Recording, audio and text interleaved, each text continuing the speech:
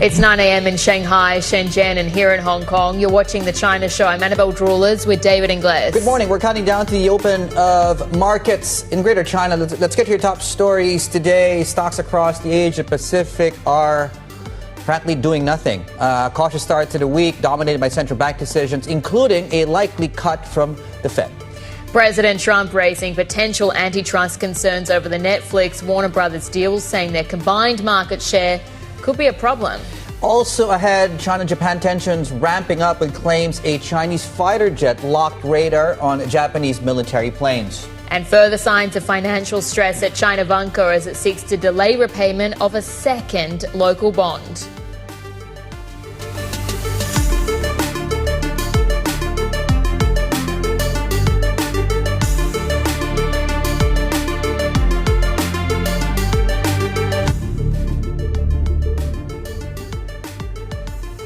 Good Monday morning. Welcome to the program. A brief sweep of the still up to this point, uneventful session across these markets going into the Monday open in Greater China. As you can see, the benchmark is trading flat, as with the dollar.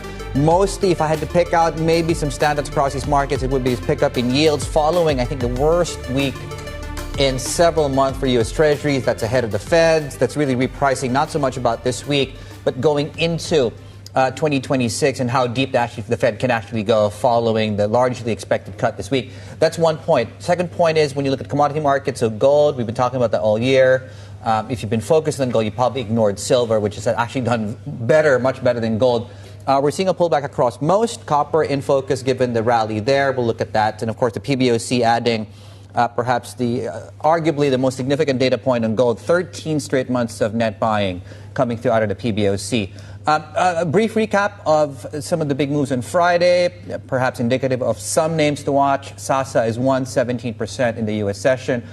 IGE, simply, I would just extrapolate maybe even further based on the big move we saw there might have to do somewhat with the Warner Brothers deal. Of course, that is one of the big streamers in China. Baidu was up 6%, more on that in a moment. A50 futures coming online. Dollar China, we talked about copper coming up on your screens, 92,000 now. The copper contract in Shanghai. Trade data is coming out later today at some point. We'll talk more about the broader trends. So we did see a big pickup in, I think it was September, modest decline in November, and we are expecting a modest pickup for the month of November. Yeah, the previous 3 months, including the one we're looking at today. There we go. Yeah, but as you said, I mean, it's pretty lackluster trading right now, and probably it might stay that way until we get into the Fed decision this week, because we've got Jay Powell is widely expected to cut rates for the last meeting of the year. I think what's going to be really interesting, though, is we also get the updated economic projections. And the last time we got those just showed how much division there was amongst central bankers over where the neutral rate should actually be, which tells you just it's starting to get actually quite difficult to sort of corral everyone and bring the troops into unison to decide how low or how much more easing is really needed in the economy. Yeah, I mean, I think if you had to summarize the Fed conversation this year, and I'm just going to do a 5-second one, it's the reluctance to cut interest rates, right? Yes. And that underscores the point that Citi's joining us this time the next hour that talks about markets are sleeping on the possibility of a reacceleration in the U.S. conversation next year, which might mean people are sleeping on perhaps the risk of a stronger dollar going into next year. But yes, that's the point. But this week, that seems to be a done deal, pretty much. Yeah, I mean, you can see there, 96% implied from Fed funds futures. So that's the Fed story. But I think also what's going to dominate the discussion today is going to come down to Trump's comments earlier this morning, because we've got the possibility of Netflix acquiring Warner Brothers. It's a deal that values the company at north of $80 billion. It could be momentous, but at the same time, there's sort of been a bit of a pushback from Trump in the last few hours. That it's, the dominant player will no doubt, I think, based on what Donald Trump was saying, no doubt that market share number will likely go up if this goes through. And I think he's also alluded to the fact that he will be personally, I think, involved in the decision-making based on what the story is. In fact, you know what? Don't hear from us. Let's listen to the president himself. Yes. And he's done one of the greatest jobs in the history of movies and other things. He's got a lot of interesting things happening aside from what you're talking about. But it is a big market share. There's no question about that. It could be a problem. Yeah, okay, so let me just rephrase some of that. But it is a big market share. It could be a problem. And the president did add that he will personally be involved in the decision-making process. Yeah, well, I think just to point out as well, I mean, this deal, if it does go through, you're effectively combining the world's #1 streamer with the world's #4 streamer. So clearly there are thresholds in place of how much combined share any one entity should have. The question is Netflix going to be going beyond if it can actually be allowed to acquire Warner Brothers? And even that said, it's difficult to find something good to watch on Netflix. Anyway, that's a different conversation. Is it too early for this? Okay, anyway. Speaking of lots to watch today, if you're maybe stepping away from Netflix, there's trade numbers coming out of China today. There we go. Baidu's a big story, and the Reuters reports of a potential spinning off and the listing of the chip units. The company has put out a filing to the exchange saying effectively it was mulling that spin off. We talked about these other things here. Online healthcare stocks. This is on the back of regulators looking at this. We'll talk more about this because I would imagine we're going to see market reaction here. And of course, LegCo, of course, coming up. The elections here in Hong Kong on the weekend. There we go. Yeah, it looks like voter turnout might have been sort of similar to what we saw back in 2021. It was going to be something really closely watched. But we're also watching, shifting now to our top geopolitical story this morning. This is Japanese defense stocks. We are seeing these moving to the upside this morning, but that is as tensions between Japan and also China have intensified over the weekend. So the two countries are giving conflicting accounts of an incident involving fighter jets near Okinawa. But for the latest, let's bring in our Chief North Asia correspondent, Stephen Engel, here in Hong Kong. So, Steve, it's yeah, exactly. I mean, we're getting one readout from the Japan side, one from the China side. What do we know so far? What we do know is there was an intercept, if you will, between at least two F-15 Joint Strike, or the Japanese Defense Force fighters that were scrambled when the Chinese aircraft carrier, the Liaoning, was doing training in international waters south of the further island chain to the south of Okinawa. And essentially those, according to the Japanese readout, is the F-15s came to make sure that the J-15s from the Liaoning aircraft carrier did not venture into Japanese airspace, right? So, again, it comes down to two different interpretations of intent. The Chinese side says they were, posed grave danger to their training exercises and got too close. And then the Japanese are essentially saying that the Chinese were doing the same thing. Let's get the readout from, actually we have a soundbite from Koizumi-san, he's the defense minister of Japan. This is what he had to say in his assessment. This radar illumination was a dangerous act that exceeded the scope necessary for the safe flight of aircraft. We find it extremely regrettable that such an incident occurred, and we lodged a strong protest with the Chinese side, firmly requesting measures to prevent any recurrence. So again, these are a bit hotly disputed waters in the East China Sea anyway, but this was considered in international waters. But it's about the provocative nature, both sides are saying, at a time when, the tensions are quite high between the two nations, based on the comments last month by Prime Minister Takaichi-san, essentially on Taiwan, that they have refused to retract or issue an apology. So again, this miscalculation, or if there was an accident, could elevate the situation considerably higher. This was at least two different incidents on Saturday. Fortunately, no shots were fired. There were no ramifications beyond the diplomatic fallout. But again, it's just another example of how tense the situation is. What's the business and commercial fallout several weeks from the initial kicking off? So we're getting various reports that hotel bookings are considerably down. The Nikkei newspaper is saying for Chinese bookings into Japan are down by a half. So you have hotel, and also the individual or group travel has fallen off quite a bit. Individual travel is a little bit different because it's much different than the last time tensions flared similarly between Japan and China back in 2011, 2012. Now, far more individual travelers than group travel. But again, there is economic pain points right now. I'll be in Japan next week. We'll have to see how that is up in the resort areas of Hokkaido. Oh, okay, there we go. Steve, fantastic. Thank you so much. Stephen Engel, our Chief North Asia correspondent there. To our other top story today, so we talked about two already, Warner Brothers, of course, Japan, China. We'll now look at the credit space, high yield credit. We're down 3 straight weeks, in fact, when you look at offshore USD credit here in Hong Kong. Maybe the core of the issue, perhaps recently, is the updates around Vanke.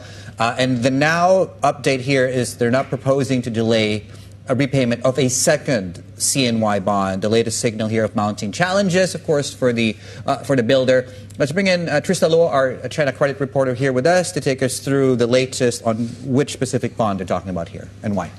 So it's not a surprising move because like last week, Vanke already seek to delay the yuan bond payment for the first one, right? And right now we're seeing the second one. I think it's within investors' expectation. They will have some kind of similar move. But the next thing we are watching is about they are gonna hold a bondholder meetings on December 10th to discuss the extension proposal. So we will wait and see like what kind of discussion will come out from there and how much support they can get.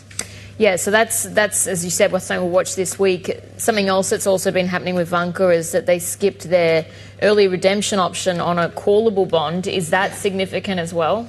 I think they break so previously they will always redeem exercise that kind of right? But right now, under the financial strain, they decided to skip to exercise that right. So under this current context, I won't say it's a surprising move, but I think what investors are keenly to watch is about coming the December 10th meeting, because last week we reported that some investors signaled to the developers saying they will oppose to the plan, and then the company representative also saying there's maybe not much room they can improve the terms. So we need to wait and see how that kind of negotiation will go.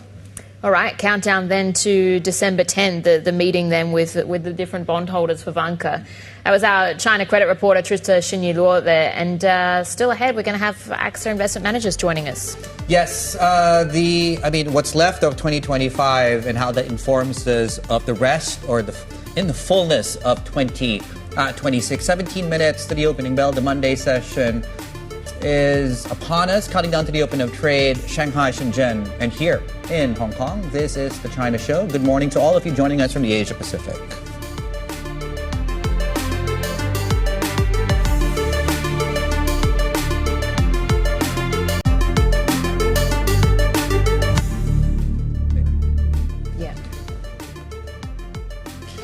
Welcome back and good morning. Thank you for joining us this Monday. Just a preview of some of the items on this week's agenda. I think there's a Fed decision. Yes, there is on Wednesday. There's one here in the region is the, at least EM Asia. There's Philippines, of course. And when you look at what Citi's saying, you look at candidates for central banks in the region here that have more scope to ease. Philippines is one of them, so Johanna, Chua will be joining us this time in the next hour. Apart from that, it's really been a very quiet session so far across markets on price and also on volume and also on information flow. Yeah, absolutely. I would definitely agree with that. So it's a question, I guess, is any sort of volatility revived this week with that Fed decision, but given it's pretty much a done deal, a lot of question marks, I guess, around the signalling, though, because we get those updated projections as well. So that could give us some insights into where the easing path goes for next year. But let's bring in Ecaterina Bigos. She's CIO of Core Investment Asia, ex-Japan at AXA Investment Managers. So Ecaterina, yeah, I guess that's sort of the big market focus for this week is the Fed, but what's your anticipation, and as well, what's your anticipation for how much more easing is needed from here? Well, I mean, I think exactly what you said. I mean, look, the December is well priced in, and I think for the right reasons, whatever people call it, a risk management cut, or it's in the data. I mean, it's not quite conclusive, but I think what is not a consensus is what's going to happen in 2026. And I think that's where a lot of divergence is. What the forecast is how the magnitude of those cuts and by when and how and where is that kind of neutral rate that markets are seeing it. And more important, also a big divergence in inflation expectations from some of the market participants. So it's not quite a central consensus if you look at different forecasts. Our view is still that inflation is going to stay elevated in 2026, but ultimately the risk of the labor market will be probably a much bigger incentive for the Fed decision versus kind of the inflation, which is deemed by the Fed to be potentially transitory, right? So assuming the Fed cuts this week, and does not at all move next year as a theoretical starting point, what do you think it means for risk assets next year?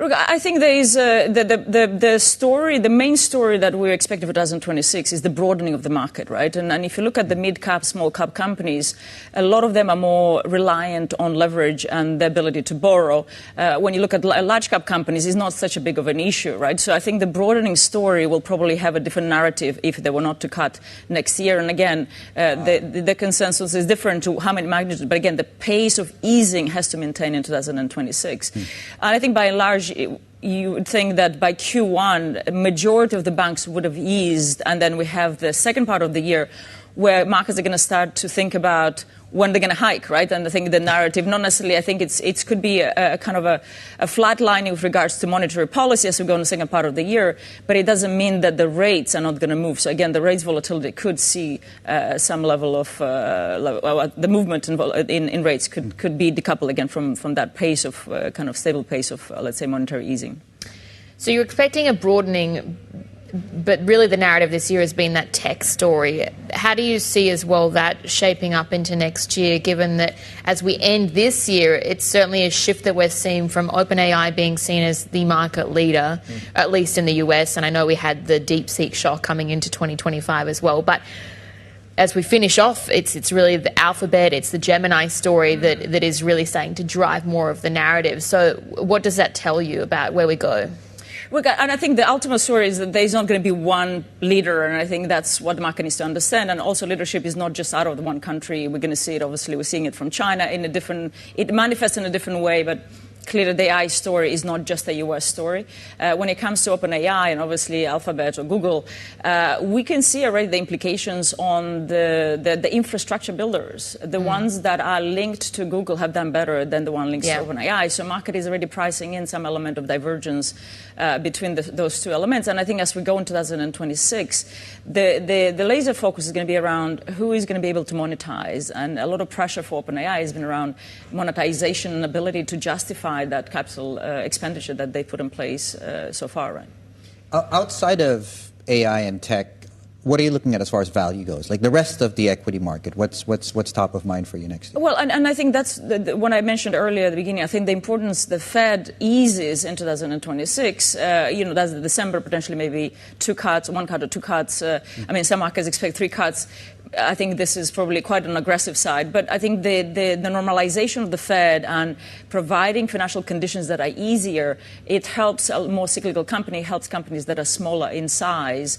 And I think that's where we're going to watch the broadening away from the beneficiaries of the AI and the small companies that already benefited, that were linked to AI. When we look at companies that are potentially out of the spectrum, out of the scope, but are more linked to a kind of recovery in that cycle, recovery of earnings cycle, which again, for small and mid-cap companies, don't forget, there's been kind of a quasi-recession in earnings, so we haven't seen the earnings recovery at that line. The K-shaped story. And I'm wondering, what I'm hearing from you is we keep going back to this point of cyclicals and rates needing to support the cyclical story.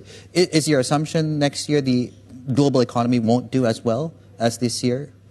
No, I think in fact that there's scope for it to surprise on the upside. Okay. There's a lot of drivers, and don't forget, I think there's still fiscal stimulus that is materializing. We've had it in Japan, we have it in China, we've had it in the US, and don't forget that one big beautiful bill only starts to manifest in January, right? So you have that upfront expenditure, which actually impacts a lot of mid-sized companies as well as the large cap companies, right? So the amount of support has been put in place in addition to monetary policy that, again, is not just the Fed. We have emerging markets that are easing, exception of Japan, which is obviously going in the other direction. We have a fairly constructive, I would say, fiscal and monetary. But again, on to the end tail of it. Again, we're going to see probably less of monetary into the second part of the year, and certainly fiscal has less room. But coming into the year, we have good catalysts that could surprise on the upside in terms of that growth story. What about China stocks? Because across Wall Street, you're seeing investment managers turning more bullish now.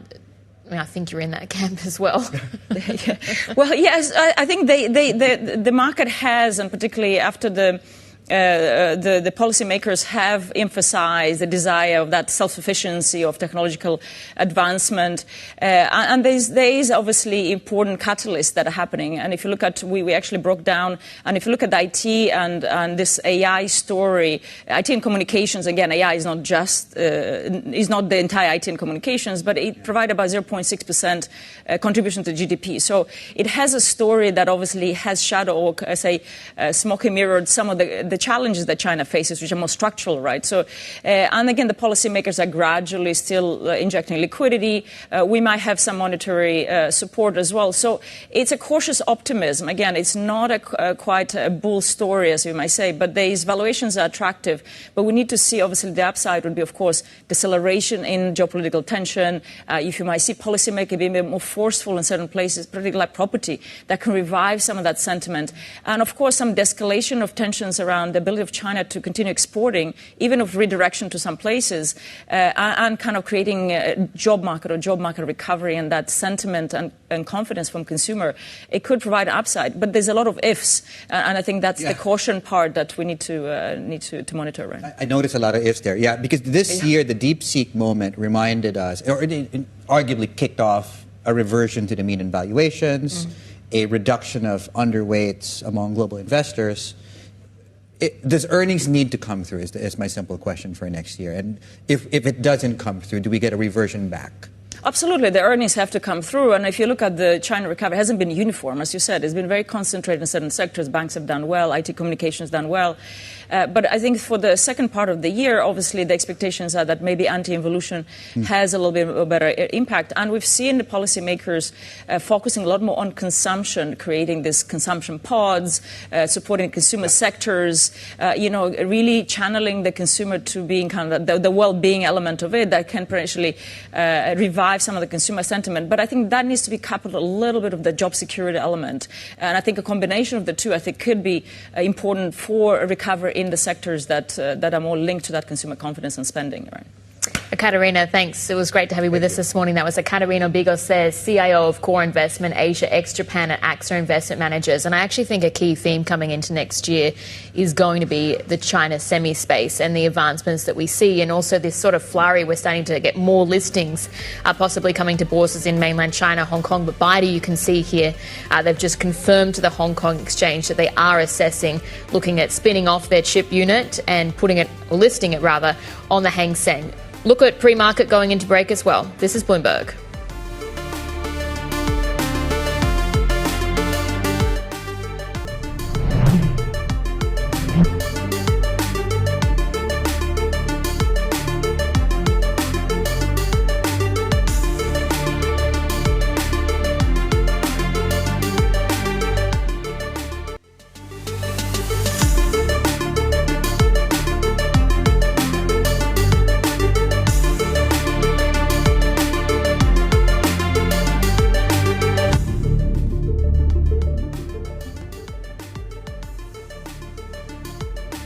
Welcome back. Good morning. You're watching the China Show. It's a very quiet session so far going into the open today. Equity markets are mixed, modest moves either side of zero. In terms of data points today, trade numbers are coming out of China, so we'll keep an eye on that, of course. Apart from that, sectors to watch. You had a fairly strange gyration in crypto on the weekend going into today. Brokers are in focus. We'll tell you why in a moment. Online healthcare.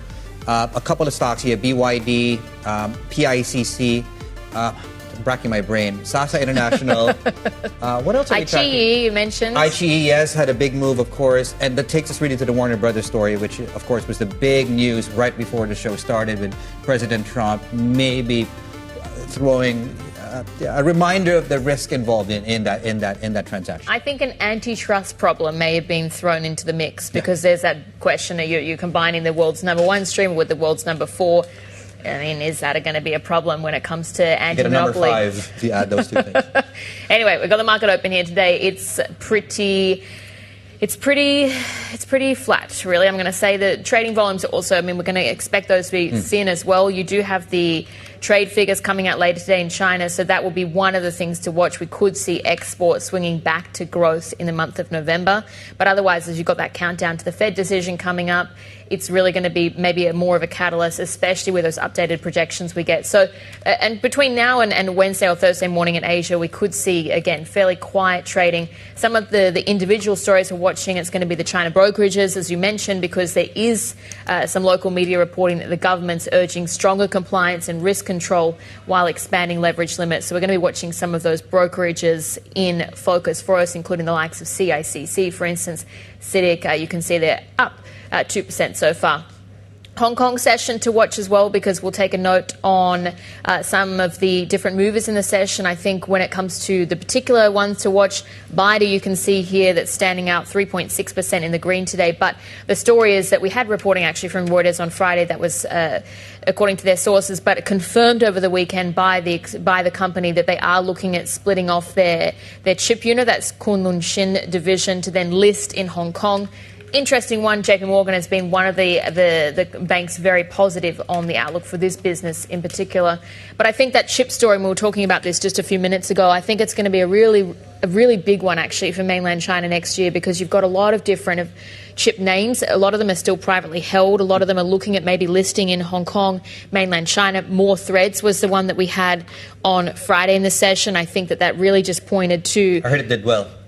It did very well. And having a drop of 5% here does not reflect the trading activity we saw on Friday, which was an incredibly big jump. We saw as much as 500% move at the open. So maybe the pricing was a bit, left a lot of money on the table. But at the same time, this is a company that really wants to position itself as the NVIDIA for China. But anyway, back to Baidu as well, because I think, again, it comes back to that bigger theme. Right. Yeah. Well, didn't the guy work at NVIDIA? He did, from 2006 to 2020. See, I set you up there, right? Okay. Oh, okay. There we go. Thanks for making me look good. No, because that was one of the things I actually watched your report online. You guys should check that out, actually, on the massive IPO, of course, debut here on Friday, which takes us nicely into the Baidu story, of course. Mulling, listing its Kunlunxin AI chip business here in Hong Kong. It does look, of course, to Bell's broader point, to tap investor interest in raising capital along the broader lines of 2026. Let's bring in Manuel Baigori, who is with us here on set. He leads our Asia Pacific deals team, to tell us what we know so far about this looming potential listing. Yes, potential, as we like to say, David. Good morning. It's another big one in the horizon for next year. It's shaping up to be a busy 2026, building on the momentum from this year. And what we are starting to see is a lot of the big tech companies and other conglomerates trying to monetize and put value on some of the businesses that they hold privately within the whole overarching group. This one, obviously, given all the hype around AI and chip making, it's potentially going to be a big one. Valuation is still a little bit early stage, but we are seeing ranges from like the actual pre-money 3 billion all the way to up to several billions. It could be into the double-digit figures perhaps. So it's one to watch. Yeah, because the timing is still very early, and as advisors start working out the financials, we'll start hopefully to see some more kind of narrow numbers and ranges that may give us a better sense on how big we're talking here. But it's definitely going to be one to watch next year, definitely potentially multi-billion. So definitely interesting. Yeah, it's an interesting one too, in the sense that they're choosing Hong Kong as opposed to mainland. Of course, Baidu is listed in Hong Kong as well, but is that sort of behind their motivation for this exchange in particular? Do we know more on that, or which banks they're working on, timelines? What else have we heard? It's still a little bit early, Annabelle, with regard with banks. They're holding some talks. They're going to appoint banks over the coming months, and obviously we are looking into a time frame of at least 6 to 9 months from there as for any IPO, generally speaking. So it's a little bit early to talk about value, to talk about size, even banks, but definitely there is preliminary work ongoing. And why Hong Kong? I mean, Hong Kong, the valuations that companies are getting here are really, really rich at the moment. So, escapes no one's eyes that, Hong Kong is a great venue for listings now. And Baidu also being an international business, I think the main venue they prefer, for now at least, is Hong Kong. It's also a lot smoother when it comes to IPOing some of these businesses in terms of approval. So most likely the venue will be Hong Kong, but obviously all these details remain to be seen and subject to change. I think you're going to have a really busy year next year. Yes. Get some sleep and coffee. This has already been a busy year, but it's looking like it's going to be another one. Oh, yeah, okay. that's You look right. great, though, for the time. Yeah, I have to say, you're going into it. It's a multi-month sprint for you, Manuel. You've got a lot of coverage, and you're breaking a lot of stories as well. That was Manuel Baigorri there joining us. And, yeah, as we said, it's that sort of reappreciation of China's innovation potential, and one of the reasons that China's just continuing to win back global funds, and it has been a banner year. There's expectations that it's going to continue to be a strong year as well going into the next 12 months. But let's get more with our Asia equities reporter, Winnie Xu, joining us this morning. So, yeah, I mean, we just even we just heard it from Ecaterina's Bigos in the last few minutes. Many people are bullish on the outlook. Yeah, exactly. It seems to be the optimism is really still there for Chinese stocks. Over the past 2 weeks, we've been talking to all the fund managers at different houses. You've got the likes of Man Group, Fidelity, BNP Paribas. They're all quite bullish, yet it is on the technological advancement with that self-sufficiency agenda, and also expectations for more stimulus now that we're going to have that new 5-year plan starting in March to boost consumption, and also more expectations around improvement around earnings and also the economic outlook. So it is kind of a bright outlook there, but the gains are expected to be relatively modest. Morgan Stanley just expecting about 6% upside from our current level for the MSCI China for next year versus how we've gone up about 30% for the index already. So a bit of a slow bull run that we're going to be expecting. I think we're going to flash the spread of the performance. I think it's the first year MSCI China's outperforming the U.S. equity market. 15 percentage points. That's the best spread, or biggest spread since 2017. Yes. Is that outperformance going to lure more foreign investors to drive the rally, or do you think it's going to be more domestic driven? What are you hearing?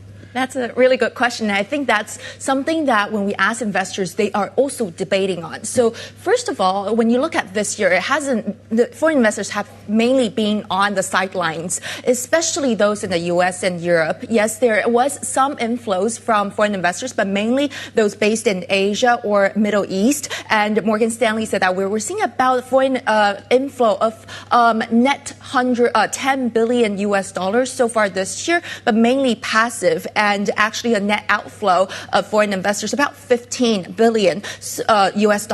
So really that interest is there. And it is a transformative year because we're going from China being uninvestable to now indispensable for some of the portfolios as investors look to diversify their portfolios. But Bank of America's Winnie Wu told us that very likely foreign investors are going to be that next leg for China's rally if they are convinced that there is a fundamental improvement when it comes to the economy and earnings. However, when we talk to Amundi, they say that actually Chinese stocks rally doesn't really need foreign investors. We have that very big cash pile from domestic investors, and that's more likely enough to drive the Chinese stocks to rally further next year, especially with the support from the government and also the national team to continue to back up for that slow bull run. Yeah, I think the figure we were talking about earlier this year was around $3 trillion in cash sitting in deposits. Yeah, just on the sidelines. But in terms of sectors, what's standing out? So I guess it's for sure one of your favorite sectors when it comes to tech and AI, because that has really shown a lot of potential. And it's not just the direct AI play, right? It's also the relevant plays, whether it's materials or power, but also robotics, biotech. Those continue to show a lot of potential. But on the other hand, another interesting sector that we're watching is the consumer play, because, for example, Men Group said that their biggest contrarian bet bet for next year is actually consumer staples, which has been that sector really lagged all its peers so far this year. And they're betting on it because they see the potential for reflation for China, and they see a high correlation between the China GDP deflator and the consumer staples sector's performance. So with that 5-year plan kicking in and the support for consumption, they see more gains and more upside for this sector that has really lagged. What's this? Can I just ask you about today? What's this brokerage story, and why are we looking at those names? Yeah, so actually they are, like Belle mentioned earlier, they are urging for stronger compliance and risk controls, but also really encouraging or potentially expanding the leverage limits. So I think that basically shows how this slow bull run is supposedly under control right now. We actually saw the reverse earlier this year when the stock rally really gone up and the government stepping in to try to cool the rally. But now it seems like when things are a bit more stable, they're coming in and providing a bit more support, whether it's expanding the leverage limits or also lowering insurance firms' risk factors. So those are likely going to support brokerages, especially those that have high leverage ratios. So, whether it's that the national team providing a bit more funds or the government encouraging more mutual funds to buy the A shares, these really go to show how this time around the government is behind the market and supporting that rally. Yeah, I mean, there we go, it's showing up in markets on the sector and also on the Chinex index. When you look at it on benchmark relative basis, clearly outperforming by double. And, I'm being conservative with that. Winnie, thank you. Winnie Su there, our Asia Equities reporter. Just to the fixed income space, local currency bonds, Vanke in particular, 3 bonds now are halted. It's been almost a daily occurrence now. Given the latest on that, and the latest being, of course, December 28th, that specific bond, given the liquidity issues out of the company. More on that in a moment. Plenty more ahead. This is The China Show.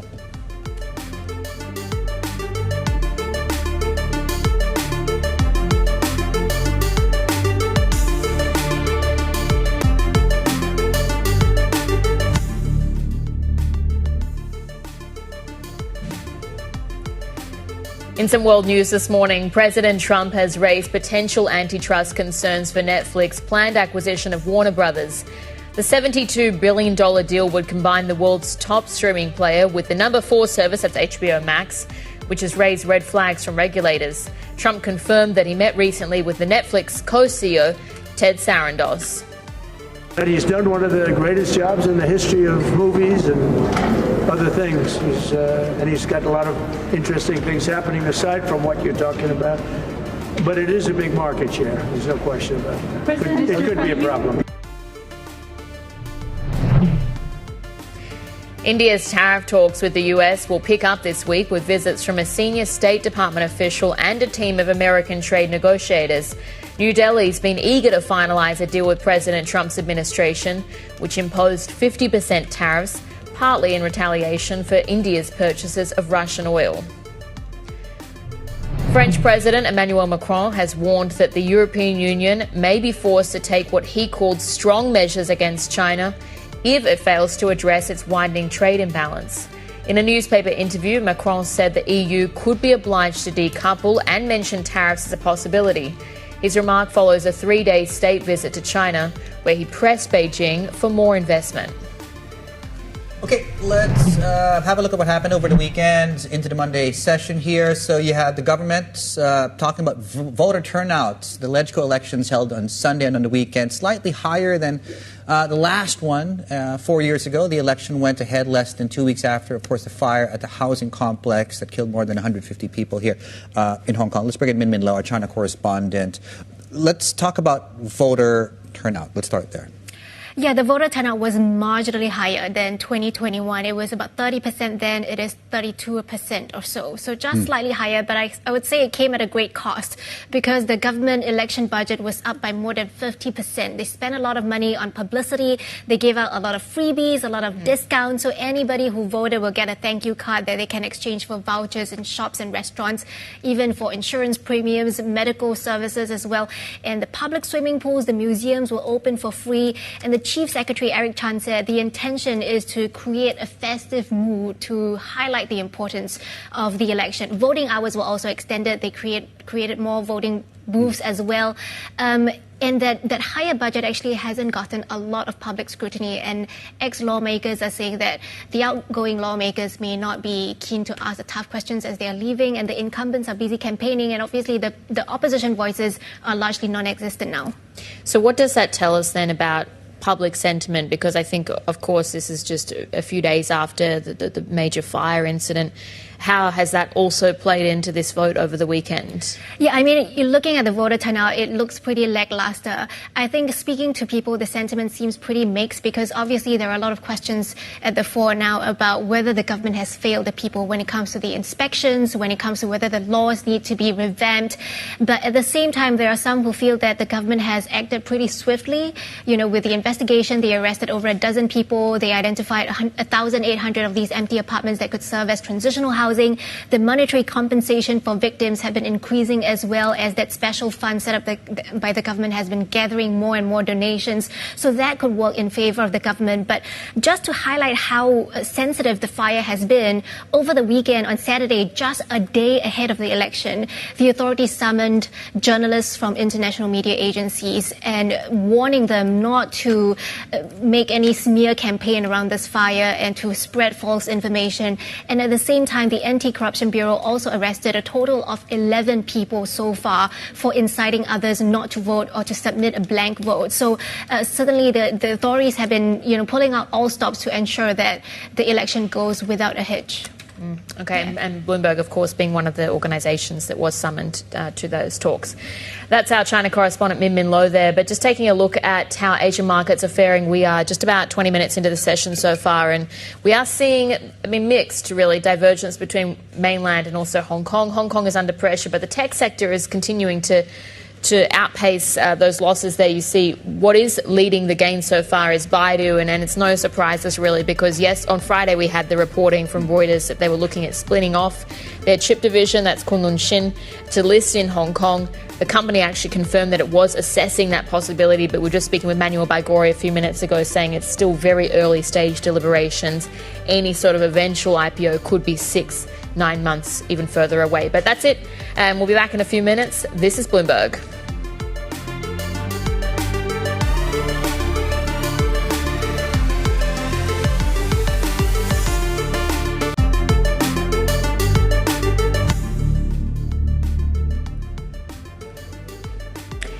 Well, in some corporate news this morning, we're watching shares of PICC. That's after news broke that China's investigating the insurer's vice president, Yu Zhe, for suspected serious violations of the law. The nation's anti-corruption agency says Yu is currently undergoing a disciplinary review. Last week, shares of the company slid after reports that Yu couldn't be reached. Bloomberg Intelligence thinks the investigation could weigh on PICC's valuations. BYD's chairman has told the China Securities Journal that the firm will try to achieve breakthroughs in next-generation electrification technologies in the next 2 to 3 years. According to the report, BYD is looking to boost efforts to expand its overseas markets as well. We're also keeping an eye on gold stocks this morning. That's after China's central bank added to its reserves for a 13th straight month. Official data show bullion held by the PBOC rose by 30,000 troy ounces last month, bringing the total to around 74 million troy ounces. The current buying cycle began in November 2024, with gold on track for its best year since 1979. Wow. Okay. Yeah. Okay, that precedes us. Okay. It does, right? Yeah. Yeah, me at least. Well, come on. What about you? Well, the trade numbers don't go as far back as the early 80s. The graphic does show you, though, the previous October print. The reason we say that is we're due, of course, to see the trade numbers for November coming through. The estimates for exports, and just to emphasize this is in the dollar terms. There's two sets, of course. One is in the local currency terms. So these are the ones in greenback, 4%, as you can see, estimates on your screens. Now, the trend, it's not been consistent. There have been seasonal aberrations. There's been, of course, the conversations around this trade détente, negotiations there. September saw quite a big jump. October saw a contraction. The estimates are for splitting the difference between the two for about 4%. Now, on this note, our folks at Bloomberg Economics think we are likely to see this not because of a cyclical recovery, but more to do, of course, with seasonal factors, point number one. Point number two is Citi's joining us in a couple of minutes, and they actually think that China will continue to see exports continue to move up. Morgan Stanley, in fact, just dropped this note in our inboxes. What time is it? About 25 minutes back. It's a very, very long report, but suffice to say, Morgan Stanley, they look very long term, and they think China's share of exports will continue to increase. The estimate here is by 2030, they project market share of global exports to reach 16.5% from the current 15% because of their dominant position in things like advanced manufacturing. That's a trend that will continue, of course, to go beyond 2026. Yeah, that's right. And I think it's actually interesting then because China is such a leader when it comes to the manufacturing space, and no one really does it better than China in essence. But one of the moves that we are seeing is actually in the Korea battery stocks this morning, and they're also doing very well. And this is an interesting story because you're seeing a big shift now, not just from EV batteries, but into what's called ESS. And this is sort of one of the big drivers, for instance, for CATL. It's the energy storage systems. And we've got essentially a call out saying that buy the dip on any sort of drops you see, but moves here to the upside. Okay, yeah, we'll keep an eye on that. Lots more on the way here. And yeah, keep it here. You're watching The China Show. Plenty more ahead.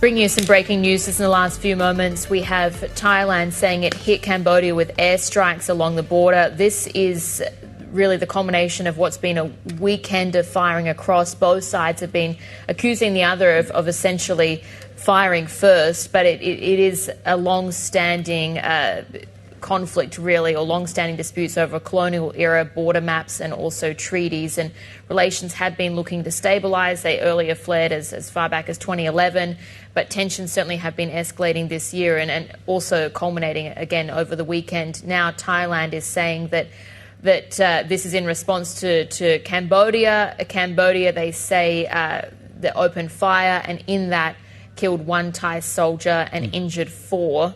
There is a very delicate US brokered peace accord in place, but this certainly tests that. If you recall that from just as recently as a few weeks back, we will effort to get more details on the story, and we will bring them to you once we have more information on what's going on right now in that part of the world. Right. Just very briefly, as we move away from that story for now, look at equity markets. Not much here. I think when you look at the Chinex index, that's maybe the brokerage story and the leverage story, more on that later on. In fact, more on the details in that story, but as you can see, it's playing out across some of these brokerage names. This is obviously not a complete list. You have the likes of Guotai also coming through as well. Quite some big moves there. That's my way of just nudging my producers. Maybe we could just change the name to that one there for the next one. Okay, Baidu's the story too. I missed this actually. Going into the weekend, they did put out that filing to the exchange. So what happened here? Yeah, this is going to be a really interesting one to watch into 2026. But Baidu has its own chip unit. They're developing the Kunlunxin chip, but the chip unit is Kunlunxin, and now they're talking about spinning off that and listing it in Hong Kong possibly. So this is a unit that I think as well has been called by the likes of JP Morgan, for instance, really one of the key growth drivers for the Baidu business as a whole. That, and then you can add the cloud computing business. These are two of the most promising areas for the company. So spinning it off is going to be a really interesting move. I mean, the valuation could be starting maybe around $3 billion for the business. But again, this is very much in the preliminary stages, it seems so far. You are seeing that reaction, though, because actually this is the stock leading the gains for the Hang Seng Tech today. Yeah, 3.5% on that. And it's so preliminary, I think, that Manuel Baigori, who joined us earlier on, who leads our deals team, says that the range as far as the valuation goes goes from low billions to double digits, right? Exactly, It's early very in the wide. assessment. Yeah, that's just sort of a preliminary indication, perhaps. But again, lots to be still spelled out in terms of which banks they're going to be working with, the timing of it, the valuation as well. So, yes, but still one to watch. What else we're watching for this week, and I think it's obviously, I mean, there's one big thing we're watching for this week, and that's the Fed decision coming up on Wednesday. As we've been discussing, it's very much sort of baked in, this prospect for a cut this week, but it is that big question mark. You get those updated projections and how much more easing do we see into 2026 as well. So that's sort of the highlight. But yeah, we've got the RBA decision coming up. You've got one from the Philippines as well, CPI data. You've got the trade data from China later this week. It's relatively busy, but again, really, it's the Fed, I think, we come down to. Yeah, Mark, let's bring in him. Mark Cranfield's with us out of Singapore to talk us through this. I mean, Mark, this one we track almost on a daily, if not second basis, largely new information. But is there an event risk out there as far as the Fed goes for markets this week? Yeah, definitely. I think we're going to be talking about global yields quite a lot this week. It's not just about the Federal Reserve. That's a very big part of it. But as Mark Cudmore was writing on MLive earlier today, if you look at the 30-year yields in the US, they've risen to the highest for several weeks. And if you think what's happened, there's been 2 Federal Reserve rate cuts, September and October, and yet 30-year yields are actually higher. So we're heading back towards that 5% area for the long end of the curve in the US. And Mark Cudmore was arguing there is certainly a risk that ends up becoming a floor, not a peak, for yields next year. Clearly, investors are a bit nervous that the Federal Reserve is lowering rates quite quickly, and yet the inflation outlook is not that clear in the United States. Certainly, there's been some weak jobs data, but investors are not convinced that inflation has really come down far enough. Now, add into that Japan as well. We saw last week there were bond auctions in Japan that roiled global markets. Yields are pushing up in Japan. We have 2 more important auctions this week in Japan. The 5-year could be especially difficult because that one is a particular favorite from hedge funds for shorting. They've been doing curve flattening trades. There's a lot of positions in there. We do expect the Bank of Japan to hike rates in December, but similar to the FOMC, it's really what's the outlook going to be. Now, the Fed surprised last time because they cut, but they gave a bit of a hawkish outlook. If the Bank of Japan raises rates with a slightly hawkish outlook, it will add to the volatility in global markets. On top of that, you've got the RBA, where people are even beginning to think there's a chance of a rate hike next year which is a complete twist. That until just a few days ago, nobody thought the RBA was going to be raising interest rates. It all adds to volatility at the long end of the bond curve. Yeah, exactly. I think as soon as we stop the conversation around easing, we'll probably shift back to when's hiking going to start again with this prospect. Maybe we see real accelerating inflation into 2026. But how important then, I think, for Asian equities today is the trade figures from China going to be, do you think? I think to some extent, the value of those trade figures has been diminished a bit because for the time being, the US and China seem to be talking to each other quite a lot. They seem to be working towards the next areas where they can get things done, not increasing tariffs on one another. There seems to be a peace at the high level between the US and China. That's very important. So the trade numbers will come and go. They'll fluctuate a bit, but they're a little bit secondary now. Certainly what's far more important, really, is looking ahead at the next dynamics from the Chinese leadership. How much more are they going to do in terms of stimulus? Is the central bank going to be able to lower interest rates again early next year? Those things will be much more important. On top of the local AI story, as you've been talking about as well, companies like Baidu and the IPO we saw last week where it was explosive rally in one of the stocks that was listed last week. So those factors are probably, they carry more weight for the equity market. If there's a huge miss for exports, people will be disappointed. But it's just one piece of data in a very big picture for China. Mark, fantastic. Thank you, sir. Mark Cranfield in Singapore for us. Joining us now here in set to talk about all those themes that Mark just touched on and perhaps even more. Johanna, Chua, head of EM Economics at Citigroup Global Markets. Good morning. Hi, good morning. Should we start in the Fed? Sure. So cut this week. I know you guys are on the dovish side, right? Cut this week, January and March. Mark just pointed out yields have been stubbornly high. Square that circle for us. Look, I think it's a combination of, it's typical. Some people are saying, we're at the tail end of, if we're getting close to the easing cycle, a lot of people kind of put on steepeners. Obviously, the data, there's still people looking forward. Right now, our dovish view is more in the next 3 months. We've got a rate cut, 3 consecutive cuts, because our argument is the labor market is still showing some softness, notwithstanding some of the stickiness of inflation. So I think that's not going to deter the Fed. I mean, again, maybe some of the people might have a more protracted view of that easing cycle, and there's obviously a lot of concerns about Fed independence. So there could be multiple things that are driving the back end. But for now, our view is that I think even if the Fed cuts in December, which is widely expected, the language will probably switch to be more data dependent as he heads towards neutral. But we just are making a call that the data will push him towards more easing. And what does that easing look like in terms of the cutting? So we have a cut in January, another cut in March. That is three consecutive cuts. Okay, and then what could test that? I mean, we were just talking about that re-accelerating inflation. How persistent or how big does that become as the narrative for next year? Well, I think there are a couple of things that we need to watch. I mean, our thesis is really labor market will continue to soften. Now, we had some sort of jobless claims that seems to suggest maybe we may have a kind of buoyant payroll. So again, it depends on the data. If we do see some signs that economy is very resilient, labor market is very resilient, at the same time inflation is still well above 2, there's a risk that the Fed might pause and it might be a more protracted story. I don't think we're anywhere close to a hike at this juncture. And notwithstanding the inflation concerns obviously we're still watching inflation and the belated pass-through on tariff. But for now, I mean, so far the pass-through has been relatively muted. And, we're headed to another big potential IEPA decision on the Supreme Court, which creates a lot of uncertainty. So that's something that also we need to be watching out very closely. What about the dollar beyond March? So Citi has a very non-consensus call on the dollar. So our view is that in 6 to 12 months, we might actually have the dollar rebounding, and we've got euro dollar going to 110. And the main reason why we have a somewhat of a bullish dollar view in the 6 to 12 month horizon, it's not a structural story. It's really more a cyclical story.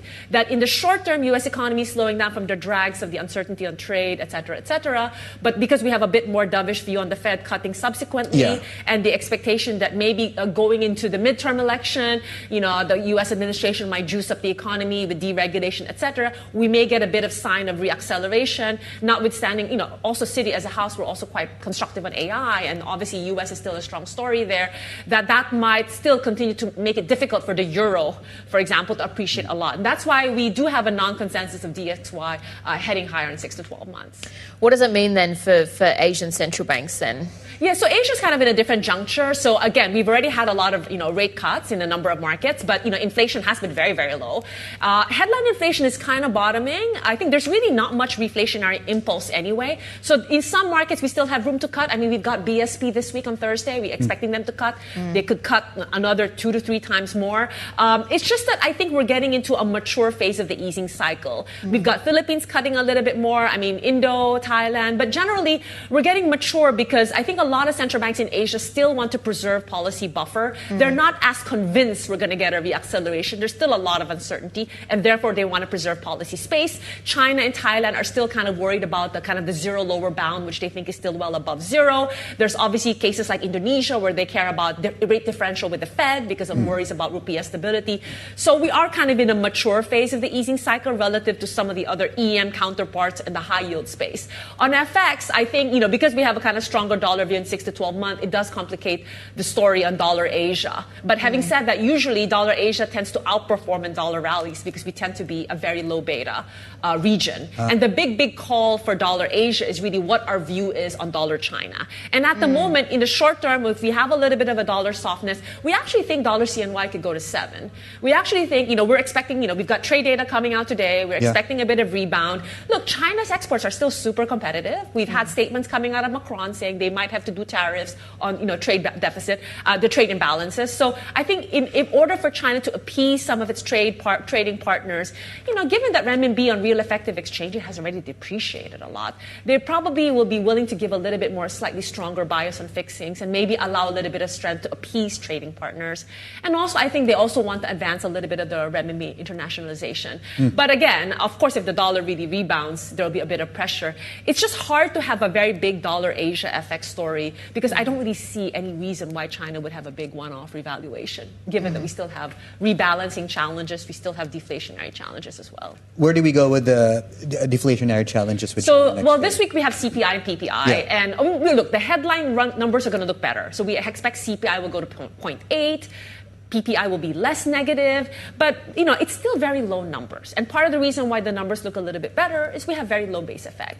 So although we are heading a little bit higher, there's still going to be ongoing concerns about the sustainability of this headline reflationary number. If a lot of it is just base effect, that it will eventually fade off. And people are really looking for more signs of stimulus. So this week, potentially this week, it could be next week, we could have a China Economic Work Conference. So any signals of more stimulus, of more rebalancing, is something we're looking forward. But at the moment, I think we have kind of underwhelming signals coming out of the fourth plenum. Well, all things equal, when does PPI turn positive? I don't have exactly the same. I mean, we have kind of overall negative going into next year. I mean, right. It's still negative next year, so, largely? I can't remember exactly what our forecast is, okay. but so we're really more focused on the CPI side. Okay, yeah. But again, I mean, we're still at -2, so it probably will get less negative going into next year. BOJ as well. What's your anticipation around that in terms of, again, what's signaled about the outlook? Well, look, I think Governor Ueda's speech, was it last Monday? I think kind of that was a big turning point where we changed our call and we said they're definitely going to hike in December this week. This December, not next week. 19th. 19th. And then we still have them hiking again in July next year. So our view is they're going to hike every 6 months. But for every meeting, every 6 months, up to 1.5%. And at the moment, I think one of the other drivers of why I think they're also hiking is, look, I think dollar yen has been obviously quite elevated. Yen has been weak. But, our house view is, again, this may also be quite non-consensus. Just as we have a little bit of a stronger dollar in 6 to 12 months, our G10 strategists think dollar yen will eventually go back to 145. Because their view is at some point, when bond yields head higher and, there's still good corporate earnings, that portfolio flows will revert back to Japan. You just have to digest some of these fiscal concerns from Takaichi, and once they digest some of the concerns, flows will come back. And that, again, is a little bit of a non-consensus view, perhaps. Anything else for next year that we missed? Well, I mean, obviously, some of the key themes we're watching out for Asia, aside from the monetary, I think other themes are obviously AI and what that AI is going to translate to performance. And our view is a lot of the AI story globally, a lot of the winners are on the AI enablers, the ones that are building out the infrastructure. And there's a lot of, Asian players there, especially in the semiconductor space, like Korea, Taiwan, even Singapore, Malaysia. I think the story of the adoption and the productivity growth from AI adoption, you have this J-curve kind of productivity where the initial adoption, you may not see productivity growth, and you'll see it later on. And our worry is, I think the countries that are very well positioned to benefit from productivity is really more the richer economies. And again, that may be, that may help some of the richer Asian economies, but it could create a little bit of a divergent story. The other story we talk a lot about is trade. And I just wanted to say in the piece that we wrote out in our outlook is trade has been very, very resilient because supply chains are still very, very much in line and in check. And there's been a lot of integration between China and ASEAN. And our view is that's going to continue to further accelerate because people want to diversify. And a big, big trade story we're watching next year, aside from the IEEPA decision, is the India-US potential trade deal. I think we are expecting, there's supposedly some US officials are visiting this week. We are expecting eventually there will be some trade deal, and that will help at least remove some of the uncertainty. So again, I think trade, that's something we're watching out for. But overall, Asia is still slowing next year because we've had a pretty high base effect on exports this year because of the tech part, the AI, which even though we're still bullish, just from the base effect, it will slow down. And we still have China being very competitive, and we still have lagged the impact of trade policy uncertainty. But, Asia slowing down, I think fundamentally still in a good shape. And then the question is really more about kind of medium to longer term. When are we going to get the productivity catch up from sort of some of these technological changes? And it's from the macro side, it's really more bottoms up now. It's really more equity story now. I think the rates, FX story in Asia is a little bit less exciting. Okay. Well, right, Johanna, thanks for joining us this morning. That was Johanna Chua, the head of EM economics at Citigroup Global Markets. And coming up on the China show, one of our top stories today, that's tensions between China and Japan that are ramping up after what's been conflicting accounts of an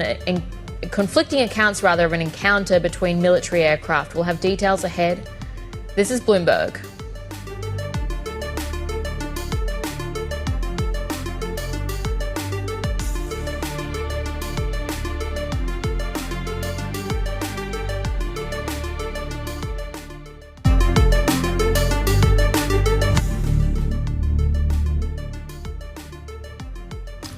Welcome back. You're watching the China Show. Just a glance at defense stocks in Tokyo and up arrow story there. You have, of course, this intensified conversations between China and Japan over the weekend. Tensions there, two countries giving conflicting accounts of this incident involving fighter jets near Okinawa.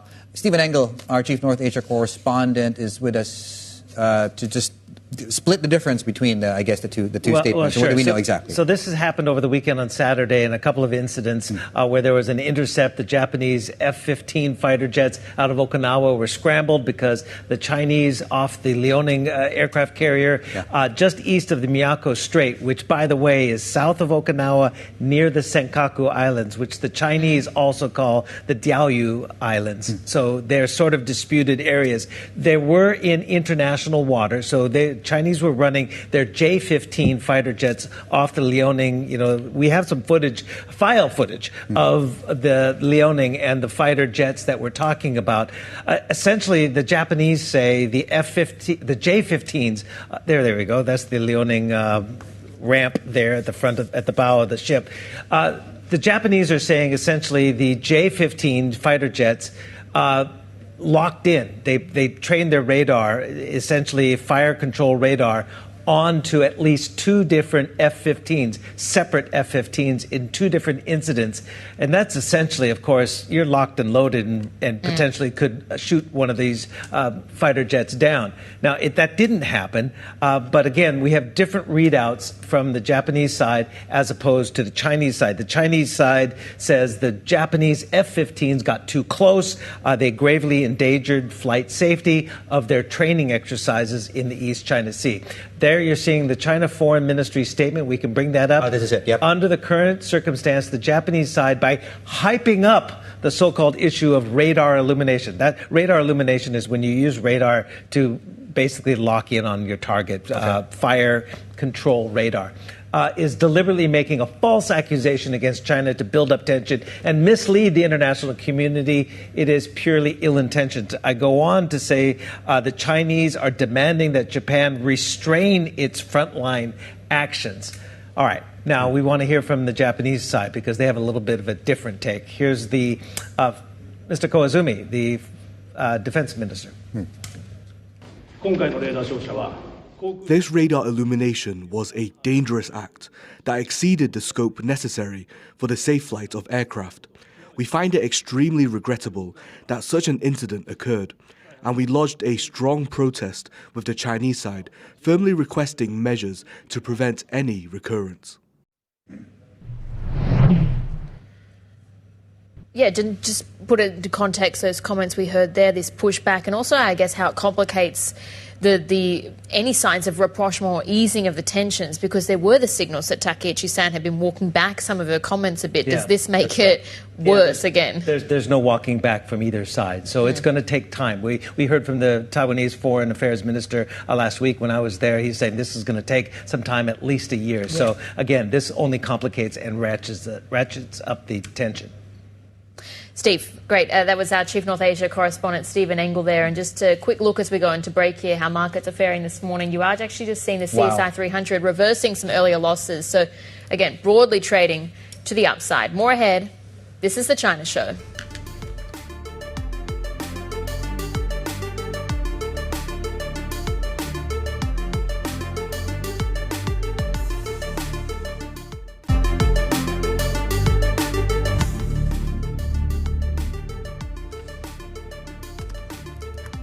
In some corporate news this morning, we're watching shares of PICC. That's after news that China is investigating the insurer's vice president, Yu Zhe, for suspected serious violations of the law. The nation's anti-corruption agency says Yu is currently undergoing a disciplinary review. Last week, shares of the company slid. That's after reports that Yu couldn't be reached. Bloomberg Intelligence thinks the investigation could weigh on PICC's valuations. BYD's chairman has told the China Securities Journal that the firm will try to achieve breakthroughs in next-generation electrification technologies in the next 2 to 3 years. According to the report, BYD is looking to boost efforts to expand its overseas markets as well. This is also a big story. Just to note, On the up, following better risk controls reported out of Thailand. In fact, as a cohort, our gauge of this in Hong Kong is up the most in 3 weeks. And that's also leading to some gains across some other benchmarks more than others. I'll mention the Chinex index. Plenty more ahead. This is the China Show.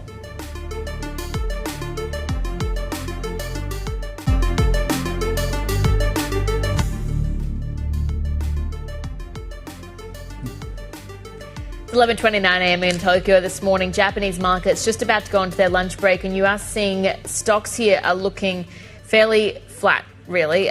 Not too much of a surprise given you're on that countdown to the Fed decision this week. We've got also a couple of Japanese bond auctions coming up that could send some jitters through. We have actually been watching sort of unexpected moves that we're seeing at the longer end of the curve when it comes to bonds globally. So we're tracking that closely, and the significance of that, particularly as more spending is set to be unleashed next year in the US in particular. You've got also some jitters, maybe some nervousness around who will be leading the Fed next. But bringing this back to Japan this morning, as we said, stocks here are fairly steady, and just taking a look at what trading volumes are doing. Yeah, you're pretty off so far for the 20-day moving average as well. Yeah, just to also mention on the Japan story, right, there was a fairly weak GDP print. Revised down, yeah. Revised down, right, the contraction of the final number. But don't let that distract you from the fact, I know you see that on the internet a lot, our economists at Bloomberg Economics are basically saying don't let that distract you from the fact that the BOJ is likely going to hike interest rates this month. And the point that Johanna Chua out of Citi was making in 6-month increments. The cadence of hikes will be across 6 months every that period. To 1.5%. To 1.5% eventually, until they get to that point. There we go. Okay, let's have a look at markets right now. We're doing slightly better on price itself than we were at the start of the session, but that's just to say also it's been extremely quiet and range-bound in most of these benchmarks and most of the sectors, with the exception of a few like brokers and financials we talked about in Greater China. Right, let's move things along and have a look at world news that we're tracking this morning. So U.S. Trade Representative Jameson Greer says China is holding up its end of the bargain on trade commitments. Now, this comes less than 2 months after Presidents Trump and Xi Jinping agreed to a tariff truce, roll back export controls, and also reduce other trade barriers. Now, Greer also told Fox News that they are keeping a close eye on Beijing's soybean purchase commitments. With China, it's always we verify and we monitor and we watch the commitments. The commitments are quite specific. They're about purchasing, a certain amount of soybeans, for example, through the rest of this growing season and then each of the next years. These are things that are quantifiable. The data are clear. We've already seen that the Chinese are getting to about a third of the way through their purchase commitment for this growing season. Part of the other commitments they've made have been to ensure that rare earths and critical minerals continue to flow to the United States. That's something we monitor as well. It's never perfect, but it's all going in the right direction, and we're seeing the kinds of flows that are keeping our factories open, keeping manufacturing going. So all of these things that we've agreed to with the Chinese recently are very concrete. We can monitor them with some ease, and so far we're seeing that they're in compliance. U.S. lawmakers have released annual defense authorization legislation that backs almost $901 billion U.S. dollars in discretionary spending for national security programs. Now, the bill also seeks to restrict American investments in sensitive Chinese industries, and it would bar Chinese biotech companies from receiving U.S. funding. Actually, that story there takes us really very nicely into what is our deep dive this week, because tensions between the US and China, they've actually resulted in tech research collaboration falling to the lowest levels that we've seen in 20 years. So this chart here is put together by the Australian Strategic Policy Institute Critical Technology. It's their tracker, and it shows that the collaboration intensity, which is essentially the ratio of co-authored publications between China and as well the listed country. But you can see here in 2024, you're sliding again all the way back to levels that we haven't seen since 2005. So it found, in essence, that only a quarter of China's collaborations involve US researchers. And again, you're down over half from what it was just a decade ago. Yeah, I mean, the world is certainly changing. This is a broader story with longer-term implications, and the direction of the tide does seem to suggest that this divergence will continue. As Bell was just pointing out, right, the data shows it peaked in 2019, and we're really going the opposite way of that. Joining us now, in fact, is the author of the study. Stephen Robin is a data scientist at the Australian Strategic Policy Institute, joining us now. Good morning, sir. Thank you for taking the time to lots to unpack. We had a look at the report. Fantastic data, by the way, and thank you so much for bringing that to our attention. Give us the gist. Yeah, well, good morning, David and Annabelle. It's great to be with you. Thank you so much for having me on. So I think Annabelle really did a great summation of the report and what it was really finding. So what we essentially looked at was how research collaboration between China and the United States evolved over the past 20 years, and in addition to China and several other countries as well. And really what we found is, even though the volume of research collaboration is still predominantly between China and the US and its allies, so the US is still, China is still collaborating with the US and its allies very heavily in the 74 critical technologies we track.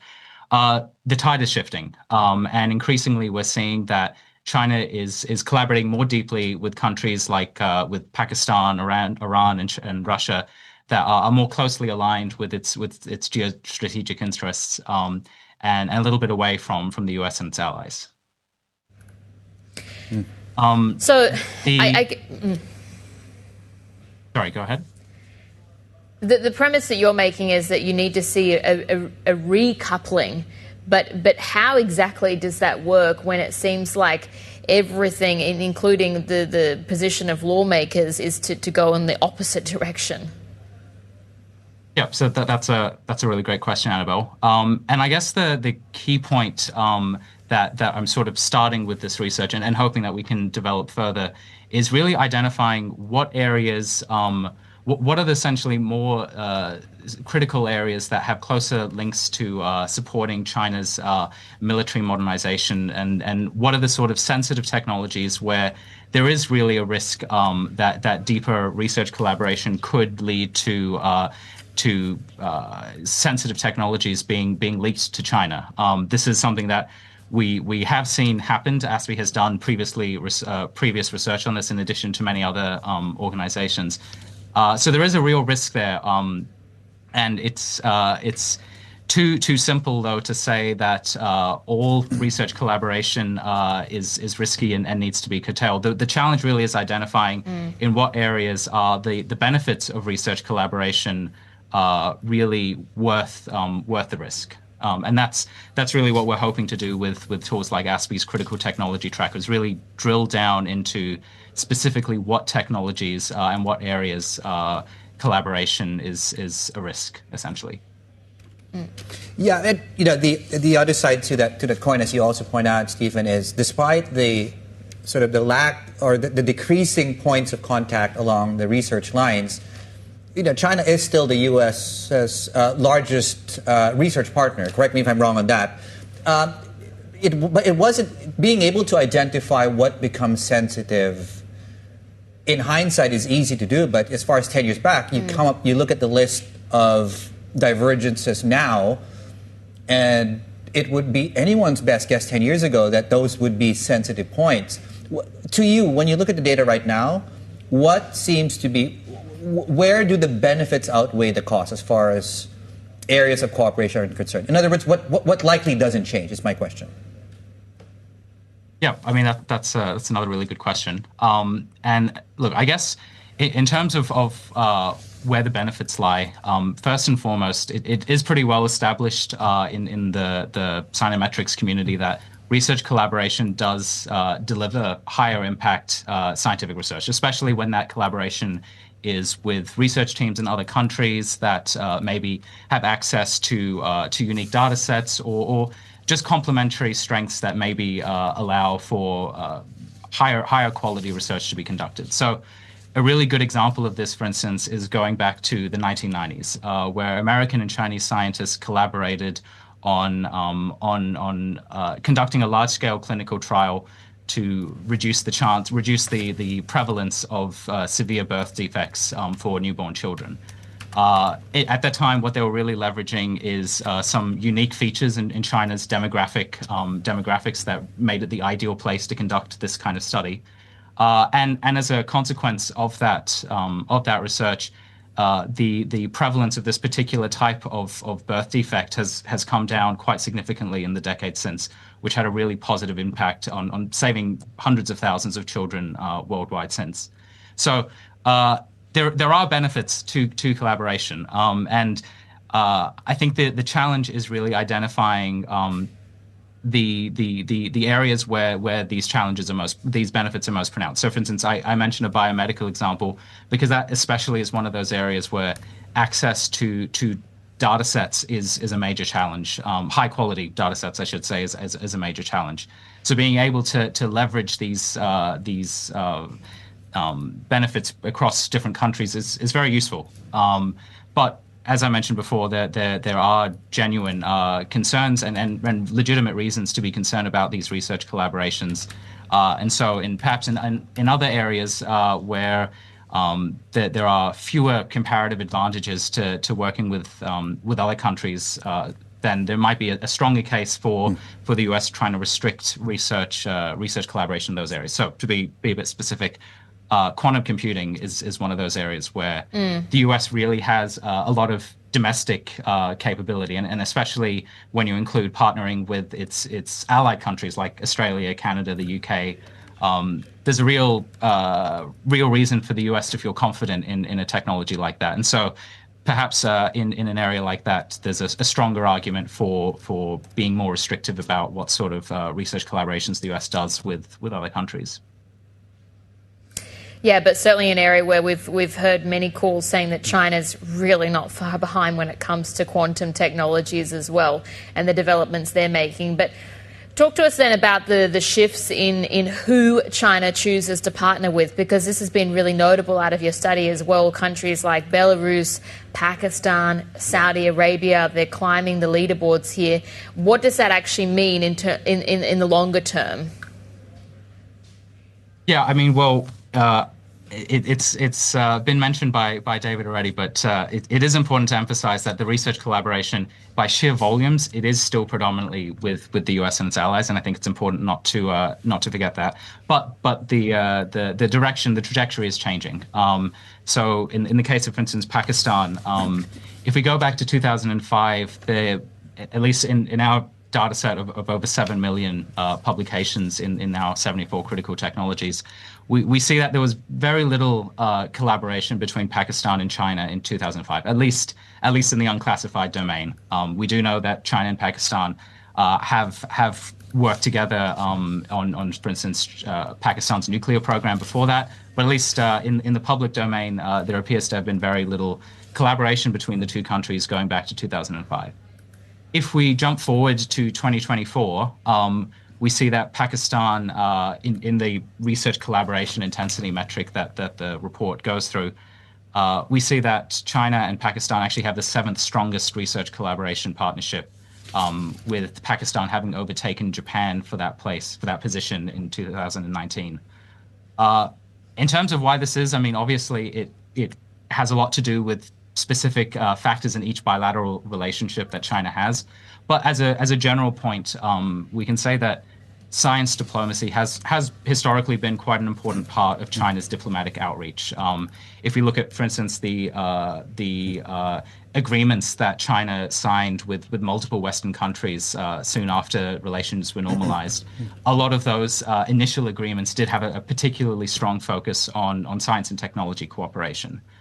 If we drill into the specific case of Pakistan, we can see that research from the two countries have in recent years signed a number of research agreements to deepen cooperation in areas like quantum technologies, space technologies, AI, nuclear technologies. And I guess what our report shows is that these agreements are actually translating into real tangible research, which is quite significant. Stephen, so as a final question, sorry, plural. I don't know, is Is the decline in U.S. China specifically, how reflective is that? And I don't know how to phrase this, but very, very simply, how reflective is that China's simply gotten better at stuff? That they won't need what used to be the frontier, the United States, on many of the other fronts, right? And I think we've answered who's filled the gap as far as the China others are concerned. But with China stepping back from the U.S., who is the U.S. now dealing more with? Yeah, that's another really good question, and I think there's a lot of truth in that. That if we go back to 2005, there was a bit of a sense that it was, from the U.S. perspective, that it was a win-win to uplift China's technological capability. So in that sense, it wasn't it wasn't necessarily an act of the U.S. trying to support China's development. The U.S. got plenty out of that arrangement as well. But in the 2 decades since, you're right, the quality of Chinese science has improved dramatically, and it's probably true that there is a feeling that if Chinese researchers want to do cutting-edge science, they don't necessarily need to be going to their counterparts in the U.S. anymore. They can actually do that a lot more themselves. I think in terms of who the U.S. is collaborating more with, so this report so much has our work so far has largely focused on China's collaborations, but I think that's an excellent question, and it's very much where we're hoping to take this research is looking not just at the U.S.-China collaboration, but how U.S. is collaborating with the EU, with Australia, and kind of all of the global research network, and how that's evolved over the past 20 years. Yeah, bifurcation, I guess, moving into a new domain. That was Stefan Robin there joining us, data scientist at the Australian Strategic Policy Institute. We appreciate your time this morning. And if you're a subscriber and you want to re-watch that interview, you can via our interactive TV function. That's TV Go. We'll have more ahead. This is Bloomberg.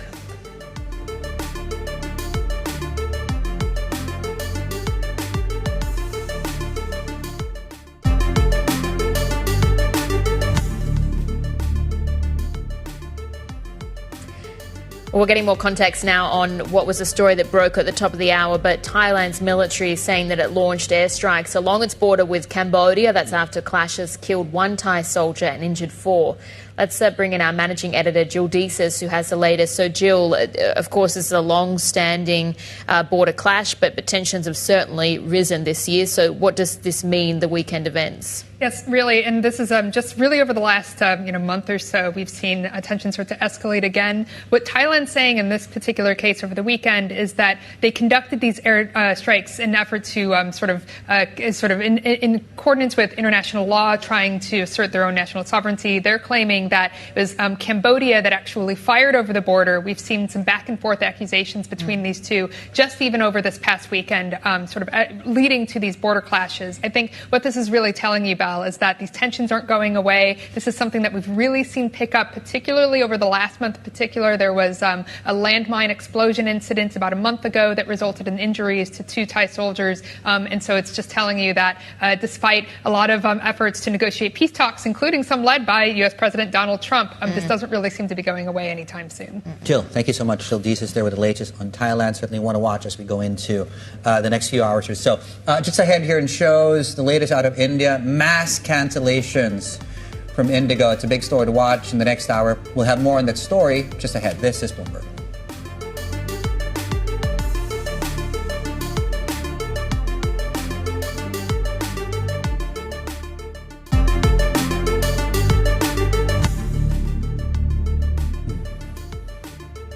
Well, Indian regulators have ordered the CEO of Indigo to explain the severe disruptions that have hit the country's biggest airline in recent days.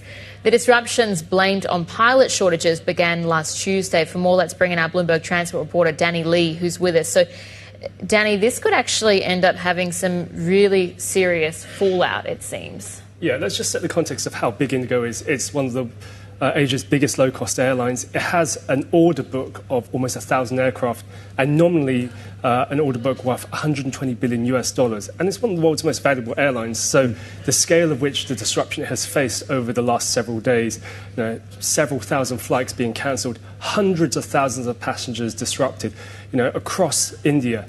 It has got the government involved. wanting to punish the airline and crack down on this poor planning. It has alleged that Indigo has happened, not planning for effectively changes in regulation. And this really has put the CEO on the line. Peter Elbers, the former Dutch national carrier CEO of KLM. So he's under real pressure, along with his management team, to try and navigate out of this very tricky situation. And until today, we are still going to see several hundred flight cancellations, something that is not going to get better for at least another couple of days. So for stock investors, certainly this is something that we'll be tracking today. Some of the realistic worst-case scenarios over the short term for the company and the stock. I think for investors to be watching out for is whether there is going to be a forced management change. And then the question is, who then takes over? Because you have someone in the likes of Peter Elbers who's so experienced, internationally recognized, and with the kind of ambitions that Indigo has to be very global. And with this order book, it really does threaten the airline, given what it has at stake. And so I think for investors is how quickly can Indigo get out of this very difficult situation, this convulsion it has had, and to try and avoid any more repeat performances, because the government clearly are angry, and the effect of its bottom line with the refunds it has to give out to try and make passengers whole, this is clearly going to have an impact for at least the next 3 to 6 months. You could imagine on its bottom line, and where does it go from here in terms of whether it has to add more cost to its in terms of getting more management in and more staff in. So there's a lot of things here at stake for Indigo over the coming period. Has Indigo managed this in a way so far that tells you it can actually avoid the worst of it, which I guess is a management shift?